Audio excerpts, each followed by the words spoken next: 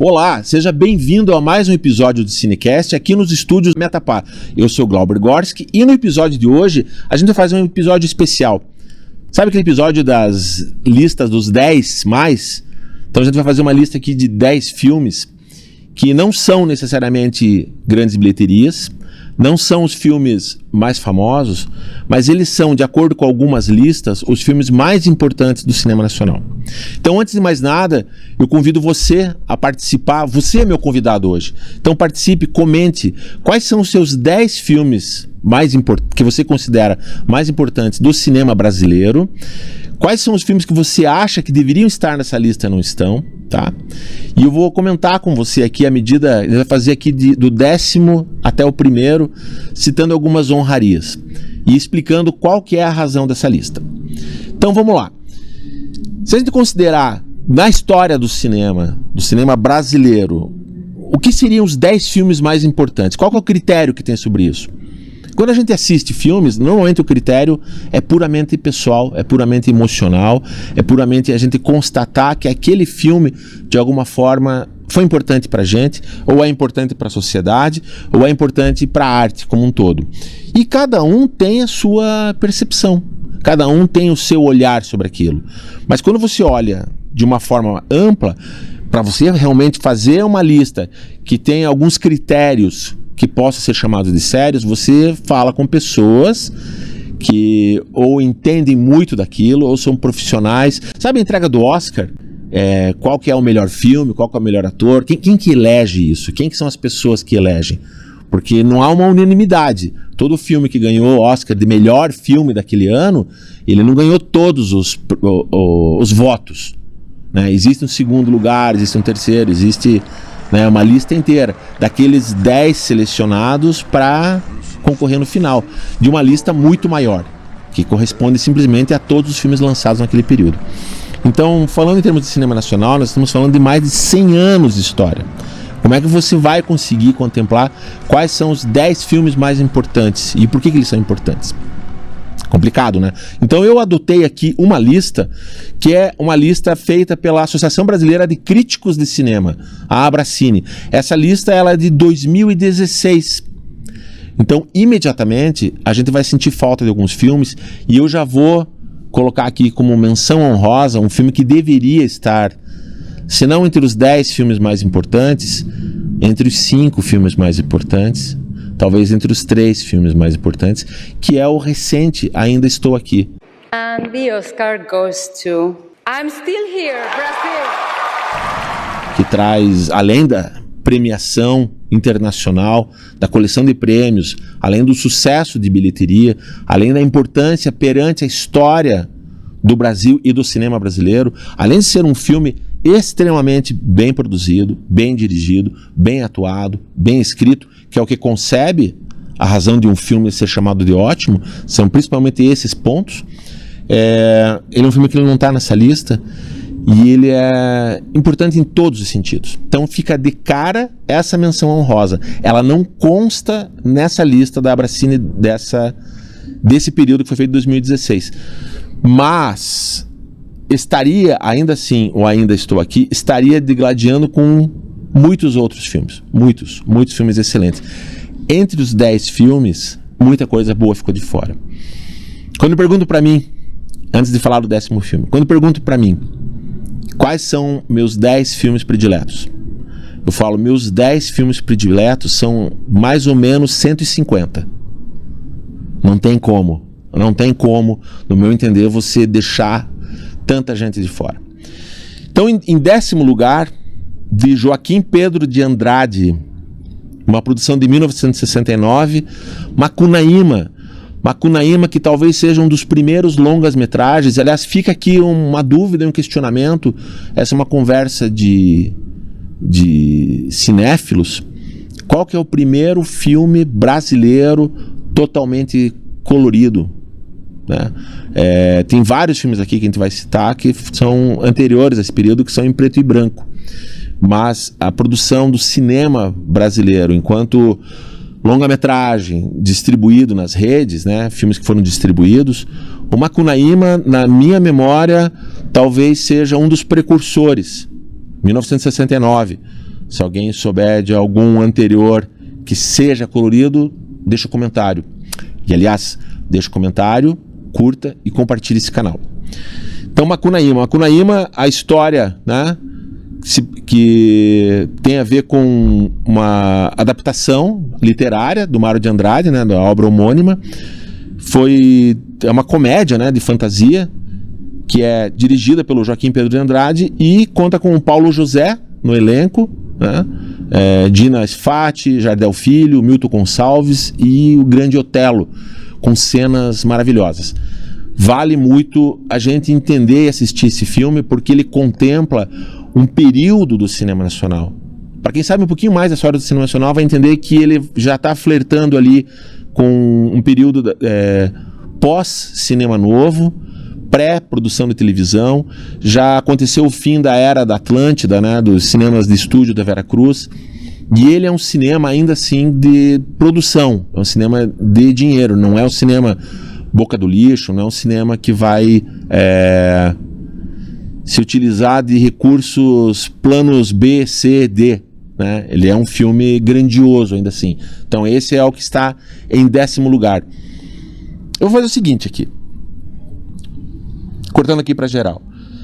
Se fosse para colocar nessa tela aqui um filme que seja de seu gosto, um filme que seja de seu prazer, que estaria em 10º lugar, que filme seria esse? Eu, como brincadeira, como jogo, eu trocaria o Macunaíma, que nessa lista está em 10º lugar, eu trocaria, por exemplo, por Central do Brasil, que é o 11º lugar. Olha só que engraçado. Central do Brasil, um filme do Walter Salles, que é o mesmo diretor do Ainda Estou Aqui, é diretor de outros filmes que estão nessa lista, na lista dos 100 principais filmes brasileiros. Ele ficou de fora da lista dos 10 mais. Central do Brasil, que para nossa geração hoje, para a contemporaneidade, ele tem mais representatividade. É um grande filme. Então fica um segundo hors concours e um segundo filme do Walter Salles. Em 9º lugar, cara, esse filme que está em 9º lugar, eu colocaria ele entre os 3 primeiros, certamente. É um filme que eu fui assistir quando estava estudando cinema. É um filme que eu já vi há algumas décadas atrás, mas ele é bem mais antigo do que isso. Há mais décadas ainda. É de Anselmo Duarte, de 1962, O Pagador de Promessas. Cara, O Pagador de Promessas é um daqueles filmes que eu não tinha a menor vontade de assistir, eu não tinha, assim, zero motivação, zero pretensão de assistir. Mas com a incumbência de estudar cinema, eu fui assistir e me deparei com uma obra maravilhosa, com uma obra feita por atores, feita por atuação. É um filme em preto e branco, é um filme que ele carrega as características estéticas da época, mas é um filme de muita força, que também conta a história de uma circunstância brasileira, né? Porque só para dar um peteleco aqui no enredo da história, ela se passa na década de 60 mesmo, onde o Zé do Burro, que é um homem humilde, ele enfrenta a intransigência da igreja católica, né, ao tentar cumprir a promessa feita em um terreiro de candomblé, e a promessa era carregar uma pesada cruz de madeira por um longo percurso. O filme ele é do Anselmo Duarte e ele é maravilhosamente bem atuado, principalmente pelo casal principal, que é o Leonardo Vilar e a Glória Menezes, e ainda tem Norma Bengel, Dionísio Azevedo e Geraldo Del Rey no elenco. Ele é um filme de época, no sentido de que ele representa um tipo de cinema que acontecia naquele período, mas é um filme com soluções muito inteligentes, e é um filme que revela muito da qualidade não só do cinema nacional, mas principalmente do elenco, que é muito forte. Esse filme eu não tiraria dessa lista dos 10 mais, não substituiria por nenhum outro. Assim como o que está em 8º lugar, que eu também deixaria entre os 3 primeiros. Então, entre os 3 primeiros, já tenho 2 filmes aqui pessoais. Quais são os seus 3 principais filmes brasileiros nessa lista? Em 8º lugar está o maravilhoso Cidade de Deus, de 2002, né? Dirigido por... Ficou famoso muito por ser filme do Fernando Meirelles, mas ele é um filme de direção dupla. Ele é um filme do Fernando Meirelles com a Kátia Lund. A Kátia Lund, ela, se a gente for um pouquinho mais pragmático, digamos assim, por mais que tenha uma co-direção dos dois, a Kátia Lund ficou muito mais trabalhando com o elenco, né, na preparação dos atores, né, preparando os personagens, para entregar para o Fernando Meirelles cuidar muito mais da dinâmica de direção de cena mesmo, né, no que diz respeito ao todo que compõe a cinematografia, com a fotografia, com a produção, com todo esse trabalho, com a montagem, a questão de adaptar o roteiro, na decupagem, né, de como enquadrar o filme. E é um filme que... Não, talvez eu não colocasse ele nessa lista dos 10 mais, não. E nem na lista dos 3 mais. Talvez eu tirasse ele dessa lista porque eu considero ele um hors concours. Ele é um filme que ele concorreu ao Oscar 2 vezes, em 2 anos. Um por melhor filme e outro por melhor filme estrangeiro. É um filme fora da curva. Ele é um filme que ele não tem a origem de sua produção, de sua direção no cinema. Não. O Fernando Meirelles, ele é um diretor que ele vem da publicidade, então ele carrega um outro repertório. Ele não é um diretor de filmes de ficção, ele é um diretor de publicidade que vai trabalhar com ficção, vai trabalhar com... E depois tem até hoje tem uma filmografia extremamente relevante, extremamente interessante. O Fernando Meirelles é um cara realmente... incrível, é um grande diretor. Então tá em 8º lugar nessa lista. Você deixaria a Cidade de Deus em qual lugar? Ou você não colocaria a Cidade de Deus na lista dos 10 mais? Em 7º lugar. Em 7º lugar é um filme que aí ele é difícil de você conhecer quem assista. Caso alguém tenha assistido, peço de novo aqui, comente, eu vi. E se você viu aonde? Estudando cinema? Fazendo algum curso de cinema, porque normalmente é nesses lugares que é indicado, que é o São Paulo Sociedade Anônima, de 1965, do Luiz Sérgio Persson. Ele diz respeito... Ele é um filme... Ele é um drama, mas ele vai mostrar muito, ele vai revelar muito a questão... Ele tem um sabor documental, né? Porque ele vai revelar a questão da indústria, né, da industrialização do Brasil, da questão de São Paulo se tornar um centro financeiro de uma relevância muito grande dentro da economia, dentro da sociedade. Eu vou me atrever aqui, vou cometer um sacrilégio por falar de São Paulo, por falar dessa questão cosmopolita. Eu colocaria para assistir ao lado, que não tem nada a ver um filme com o outro, mas eu colocaria como sugestão. É um filme que me marcou muito, que foi talvez o primeiro filme que eu vi no cinema, adolescente ainda, filme brasileiro. Não estou falando dos Trapalhões, nem dos filmes infantis, filmes mais adultos, que é Feliz Ano Velho, né? Adaptado, né, do livro do Marcelo Rubens Paiva, assim como Ainda Estou Aqui também adaptado, né, de uma obra do Marcelo Rubens Paiva, que vai revelar um tanto dessa cidade, essa gigantesca cidade, de como as pessoas são ou deixam de ser, né, ou podem vir a ser dentro de um espaço tão cosmopolita quanto São Paulo. Vale a investigação para esse filme. Em 6º lugar, um filme que realmente também é desse cinema novo, desse período. É um filme muito importante, porque ele vai... como é que eu posso dizer assim?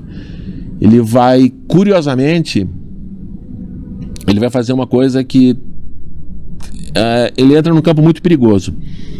Ele vai romantizar a violência, porque ele vai colocar baseado numa história real, numa história de violência, e é quando o cinema aplica aquele glamour sobre a violência, sabe? A estética da violência. Cidade de Deus faz isso, só que Cidade de Deus faz isso de uma forma a se denunciar, como o próprio Tropa de Elite, por exemplo, 1 e 2. Mas o Bandido da Luz Vermelha, ele é um filme extremamente rico ainda.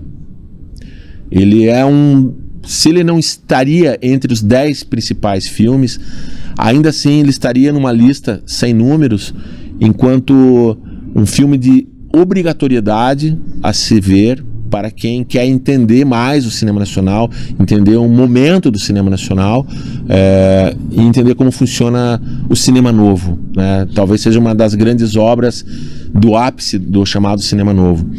Ele é de 1968 e é inspirado nos crimes de um assaltante que era famoso na época, que era o João Acácio Pereira da Costa, e o apelido dele era o Bandido da Luz Vermelha, né? Então ele entrava em apartamentos, né, casas de classe alta, classe média alta. Ele tinha um lance da sedução com as senhoras que estavam ali, enfim, vale a investigação.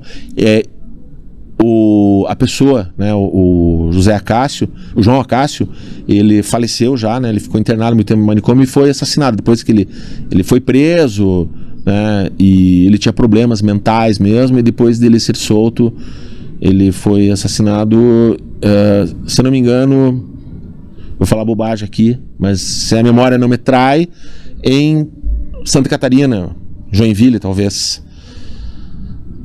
Enfim, é quando a história e a ficção acabam se misturando um pouco, e eu vou colocar aqui em paralelo, tá, como menção honrosa, que está na lista dos filmes mais importantes, que vai acabar fazendo um tanto disso, que é o Pichote, A Lei do Mais Fraco. Então, quando a ficção, né, quando a arte e a realidade acabam se misturando um pouco.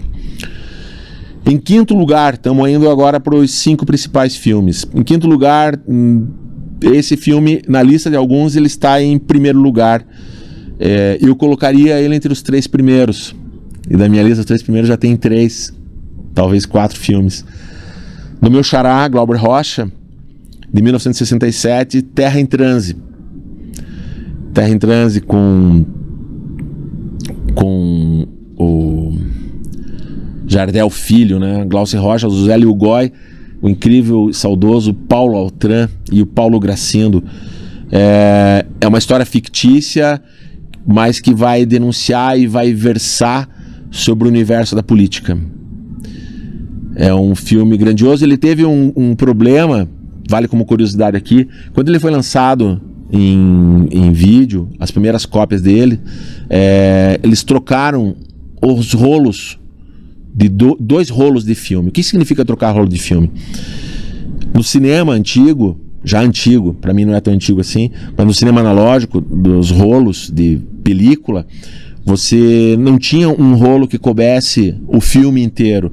Então você tinha uma sequência de montagem dos rolos principais, que normalmente era em torno de 20 minutos, cada rolo, 15, 20 minutos, eu não lembro agora exatamente. E aí você montava isso, e teve uma ordem alterada. O último rolo do filme foi colocado no lugar, digamos, se eram 10 rolos, ele ficou no lugar do 6º rolo, alguma coisa assim. Teve uma confusão nesse sentido, que mais tarde, só a título de curiosidade, foi corrigido isso com a intervenção do Martin Scorsese, diretor dos Bons Companheiros, Toro Indomável, um grande diretor, né, estadunidense, que é apaixonado pelo cinema mundial. Ele é um estudioso de cinema e um grande admirador de Glauber Rocha. Então, Terra em Transe é uma obra obrigatória.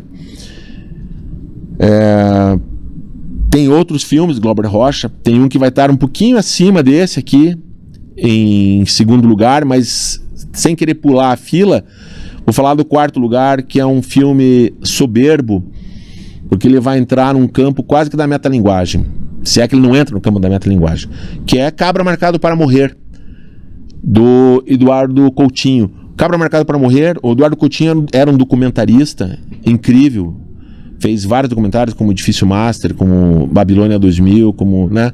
Ele era um especialista em conversar com pessoas.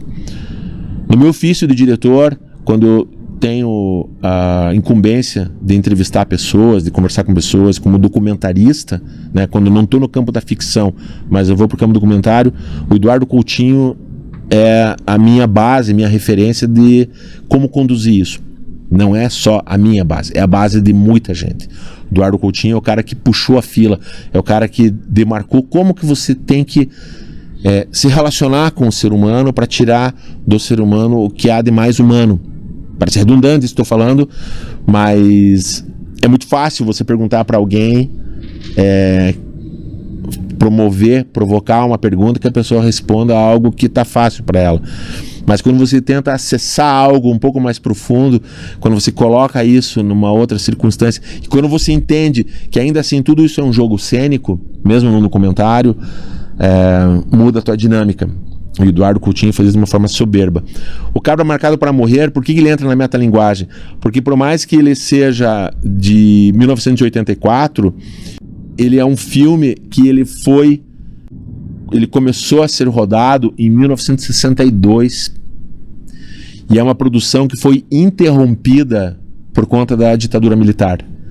E aí ela é retomada 20 anos depois, quando o diretor vai aos mesmos lugares que ele tinha ido filmar, digamos, a primeira parte, e foi interrompida aquela produção, e ele foi exibir para aquelas pessoas daquela comunidade na Paraíba. Ele foi exibir aquilo que ele tinha feito e foi coletar atualizações daquele momento. Então, ele é um filme sobre o filme, ele é uma leitura sobre uma realidade atualizada. É algo fora da curva, é algo imprevisto, é algo impensado, é algo não planejado, mas extremamente bem executado. É uma obra obrigatoríssima, assim, principalmente para quem quer saber mais, estudar sobre o cinema documentário. Hoje a gente tem grandes documentaristas no Brasil. Você tem talvez hoje assim, um grande nome em relevância seja a Petra Costa, né, que tem documentários incríveis, documentários feitos inclusive no streaming, na Netflix, que eu indico assim, enquanto atualização, né, ela é pós 2016, ela não está nessa lista. Não sei se os documentários dela estariam na lista dos 10 mais, mas certamente estariam na lista dos 100 filmes mais importantes. A Petra Costa. Então fica essa indicação na paralela. Eu estou me atrevendo um pouquinho aqui a falar de uma lista de 10 filmes, onde eu já falei mais de 10 filmes até agora. Eu já falei o dobro dos filmes que estou falando, porque eu acho que o cinema ele merece ser muito mais ampliado do que reduzido, né? Então eu quero que essa lista ela se amplie e se amplie também com as suas colocações. Quais são os seus filmes que você acha que deveriam estar entre os 10 principais que não estão aqui, e que filme deveria sair dessa lista para entrar outro, para que a gente fique nos 10 mais. Porque senão vai ficar naquela minha lista. Nos meus 10 principais filmes são 150 ou mais. Em terceiro lugar, cinema novo também, de Nelson Pereira dos Santos, em 1963, Vidas Secas. Nelson Pereira dos Santos, que eu posso falar dele? Um grande cineasta, talvez junto com Glauber Rocha, mas de uma forma diferente. E o Rogério Sganzerla também, né, Anselmo Duarte, são grandes, né, Eduardo Coutinho, né, que não vai caminhar muito na estética do cinema novo enquanto ficção, mas são nomes importantíssimos a se estudar, porque quando você entende como é que eles enxergavam o cinema, como é que eles viam as possibilidades de realização com os recursos que eles tinham, diferente do que Glauber Rocha falava, de que uma câmera na mão, uma ideia na cabeça. Não é só isso. Milhares de ideias na cabeça, e a câmera na mão é o resultado último possível a você extrair aquilo que você quer contar e repassar para outras pessoas. Então Vidas Secas é baseado naturalmente, né, no livro de Graciliano Ramos, e é um filme interessantíssimo. Eu misturo ele na minha cabeça, nas minhas memórias, com São Bernardo. Eu não sei realmente aqui, vou dar uma pesquisadinha aqui, dar uma roubada no jogo. Estudar é importante, né?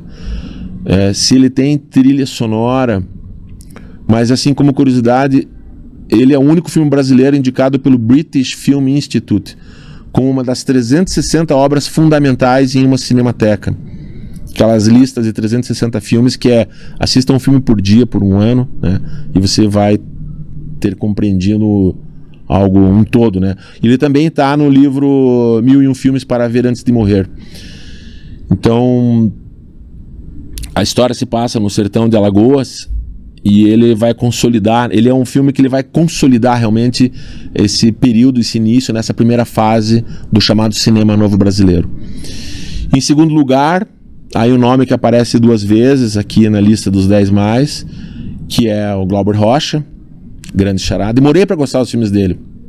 Sinceramente, se você se desvestir de preconceitos, você poder enxergar que o cinema não é só Hollywood, não é mesmo, mas não é mesmo, mas é importantíssimo. Mas está o filme que é talvez o grande abre-alas do cinema nacional, junto com o Pagador de Promessas, que é de 62, e o Vidas Secas é 63, e em 64 vem Deus e o Diabo na Terra do Sol, que por muitos também é um dos 3 ou 2, ou talvez o melhor filme brasileiro de todos os tempos, ou a lista de melhor é uma palavra estranha, mas talvez o filme mais importante. Então é um filme que vai revelar bastante desse entorno do cinema, o Glauber Rocha era baiano, desse cinema mais nordestino, mais brasileiro em sua essência, e ele está também na lista dos 100 melhores filmes brasileiros de todos os tempos. Ele foi representado pelo governo brasileiro em 64 para representar o Brasil no Festival de Cannes. Então a representatividade do filme, perante o Brasil, fora do Brasil, a maneira como vai entregar o Brasil enquanto um produtor de filmes mesmo, não que o Brasil já não fizesse filmes antes, mas com essa linguagem, principalmente com a questão do cinema novo, de você saber se utilizar de recursos, você ir para externas, você sair dos filmes de estúdio, que eram os filmes de Atlântida, de Veracruz, você sair do esquema das grandes produções e você adentrar um cinema autoral, e talvez autoral seja a palavra que melhor envolve essa lista dos 10 filmes principais. Todos eles têm grandes autores enquanto diretores, enquanto atores, enquanto roteiristas. Faz muita diferença. O elenco desse filme tem o Geraldo Del Rey, Ioná Magalhães, Otton Bastos, Maurício do Vale, Lídio Silva, Sônia dos Humildes, Roque Santos, João Gama, Antônio Pinto e Milton Rosa, esse elenco principal. É um filme realmente obrigatório, nenhum desses filmes deixa de ser obrigatório, e ele vai continuar obrigatório. Deus e o Diabo na Terra do Sol, assim como ele está há décadas nessa lista, ele é um filme que ele não deve sair dessa lista por mais um século que seja. E em primeiríssimo lugar, um filme que eu demorei para ver, assim como Glauber Rocha demorou para ver. Glauber Rocha era um crítico desse filme sem ter visto ele, o que é uma coisa curiosa. Mas depois ele faz um texto maravilhoso elogiando o trabalho do Mário Peixoto, do grande filme Limite. Limite é um filme de 1931.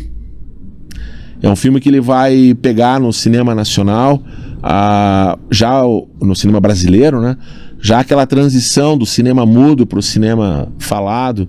Ele é um filme que ele é considerado uma obra-prima, porque ele tem tons de obra de arte. Eu colocaria ele muito próximo, no meu entender, apesar de ele ser uma longa-metragem de 2 horas de duração, eu colocaria ele ali conversando com o Cão Andaluz, do Luiz Buñuel, do espanhol, e o Salvador Dalí, que são os diretores do Cão Andaluz, que é anterior a ele, daquilo que a gente entende quando o cinema ele é arte. Ele tem o veludo do entretenimento, mas ele é arte em sua essência. Então, a relevância de você entender, e aí o desafio é esse episódio que ele está sendo gravado em 2025, daqui a poucos anos vai fazer 100 anos esse filme, e esse filme está em número 1 nessa lista enquanto importância. Não é um filme de sucesso de bilheteria, não é um filme de reconhecimento fácil para a audiência de hoje em dia, mas ele é um filme importantíssimo, sim, tanto que está aqui em primeiro, mas não é porque ele está em primeiro na lista, porque talvez a sua lista, a minha lista, não teria ele em primeiro lugar. Mas é importante a gente entender o que significa, em termos de recorte histórico-cultural, ter um filme como Limite de 1931, de Mário Peixoto. Então essas são as listas, essa é a lista, né, dos 10 principais filmes, repassando aqui, do 10º ao 1º nessa lista: Macunaíma, O Pagador de Promessas, Cidade de Deus, São Paulo, Sociedade Anônima, O Bandido da Luz Vermelha, Terra em Transe, Cabra Marcado para Morrer, Vidas Secas, Deus, o Diabo na Terra do Sol e Limite. Na sua lista, que filme ficou de fora? As menções honrosas, fora as que eu comentei aqui, tantos e tantos filmes brasileiros. Para aqueles que não gostam de cinema nacional, fica a provocação, né? Você assistir um filme como Ilha das Flores, do Jorge Furtado, ou qualquer longa-metragem do Jorge Furtado, você assistir qualquer filme do Carlos Diegues, como Bye Bye Brasil, né, Iracema, você assistir Ganga Bruta, do Humberto Mauro, de 1933, você poder contemplar o próprio José Padilha, né, com o Tropa de Elite, né, a Tropa de Elite 2, Dona Flor e Seus Dois Maridos, de Bruno Barreto. Então, tantos e tantos filmes que têm essa importância, né? O Beijo da Mulher-Aranha, do Hector Babenco, que virou musical na Broadway e está sendo refilmado, né? Foi refilmado agora por uma produção estadunidense e vai ser lançado esse ano no cinema. A gente vai voltar a falar de O Beijo da Mulher-Aranha no relançamento. Não tem como não falar do Júlio Bressani, né, como documentarista, o Zé Padilha fazendo Ônibus no 74. E não tem como não falar, entre tantos outros, estou deixando muita gente de fora, como o grande Guel Arraes. Guel Arraes, que talvez seja o meu maior inspirador enquanto realizador do cinema nacional, ao lado ali de Jorge Furtado, com O Alto da Compadecida, que é maravilhoso, é soberbo, é incrível. E fora o cinema de entretenimento, a gente vai voltar em algum momento com uma listinha de 10 mais. A gente pode falar dos 10 maiores bilheterias do cinema brasileiro, o que significa ser uma grande bilheteria no cinema nacional, e citar aqueles filmes que não estão na lista dos 100 mais, mas que poderiam estar porque eles têm um valor pessoal muito forte. E eu aqui deixo por último uma indicação de uma produção recente que não estaria na lista dos 100 filmes mais importantes do cinema nacional, mas talvez seja um dos filmes que me trouxe mais calor do cinema brasileiro esse ano, que é Chico Bento e a Goiabeira Maravilhosa. Por essa você não esperava, mas eu espero você no próximo episódio. Mais uma vez, muito obrigado pela sua participação. Deixe seu comentário, curta e compartilhe. O Cinecast é feito aqui no Estúdios Metapá. Eu sou Glauber Gorski e nos vemos no próximo episódio.